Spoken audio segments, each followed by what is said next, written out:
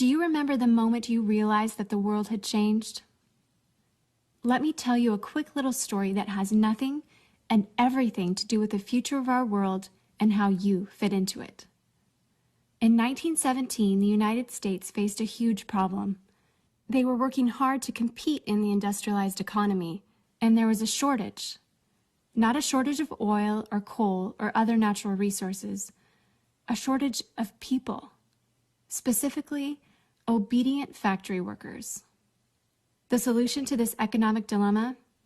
It was an experiment of sorts. It hadn't been done before, until someone thought of it. Mandatory public school. Unfortunately, the initial purpose of the United States public school system was not to inspire children or generate scholars. And it wasn't created for dreamers, people who color outside the lines, break the rules, and challenge the status quo. The public school system of the early 1900s was invented to create a nation full of adults who would obediently do their jobs in the factory assembly lines.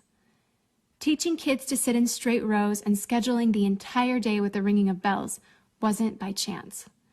Punishing those who didn't conform was purposeful. These were the skills they would need to join the labor force. Intentional or not, this early method of turning dreamers into workers was an investment in the nation's economic future. And it worked. This then led to several generations of productive, fully employed workers. But it isn't working anymore. Why?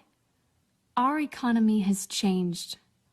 We don't live in an industrialized economy anymore.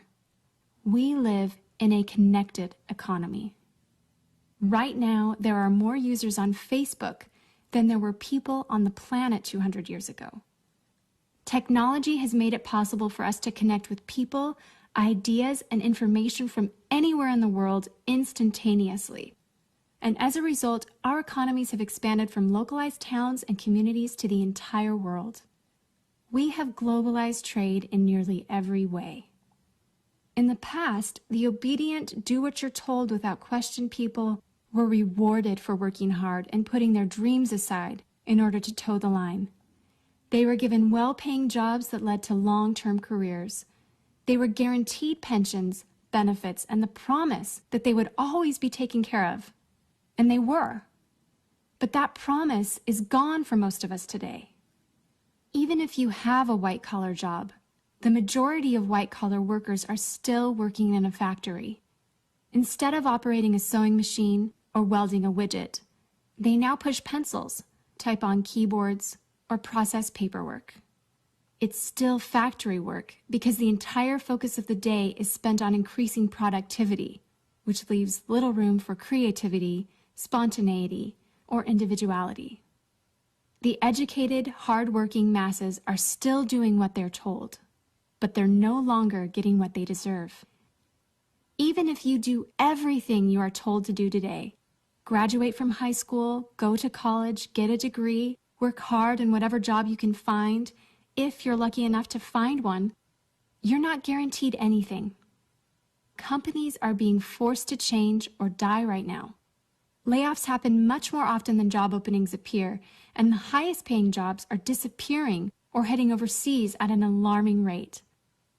If you have a job where your boss tells you exactly what to do, he or she will always find someone cheaper than you to do it. Did you know that the average length of a job today is about 4.5 years? Contrast that to the 1960s when it was 40 years. The connected economy rewards a different group of people.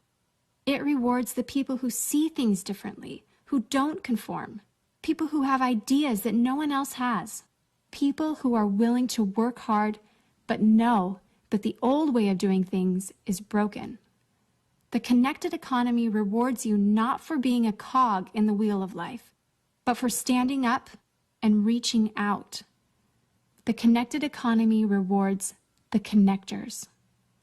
Whether it's connecting a person to a person, a business to a business to a product, or a product to a person, those who learn how to connect are the ones who will survive and excel in the connected economy. That is how the world has changed. It's not about to change, It already has. Things are different now, and they're not going back to the way they used to be. Look at Facebook. What's their product? It's you. Your network, your information, your ideas, they all have value. Does Facebook pay you for the money they make selling your information to advertisers? No. But we still use it because we have an innate desire to connect with people. In fact, neuroscientists have found that we are actually hardwired to connect with each other. Some people know how to leverage this innate ability in today's economy, but most don't. And because they don't know how to do it, most of them are paralyzed with fear, resisting the shift, despite clear indications telling them it's time to change. In 1917, a group of people performed an experiment that forever changed the way that we earned a living. The world today is facing another huge problem. We're facing a shortage of our own. Not a shortage of factory workers or consumers. The world has enough of those. We have a shortage today of dreamers and connectors. And so, we're holding our own little experiment. And you happen to be the subject of it. This 8-minute presentation was specifically designed to seek out and find the connectors around us. Those who recognize that we are on the brink of the next economic revolution, who are ready to thrive in the connected economy, and who are searching for the best way to do it. The internet and technology are rapidly changing the way that we do everything today, including how we make a living. It's not too late to embrace the change and find a way to make yourself relevant and profitable in our brave new world. And that's why we've invited you here today. We've created something that rewards you for connecting. It pays you for bringing people together behind a cause, product, or idea. And we have systematized it and made it so that you can do it from anywhere with anyone at any time. If you are passionate about helping people, if you are passionate about changing lives, if you want to position yourself to be a capitalizing force within the connected revolution instead of just a bystander, let's start now.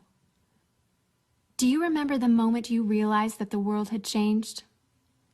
How about the moment you realized you could change with it? Are you ready for the details?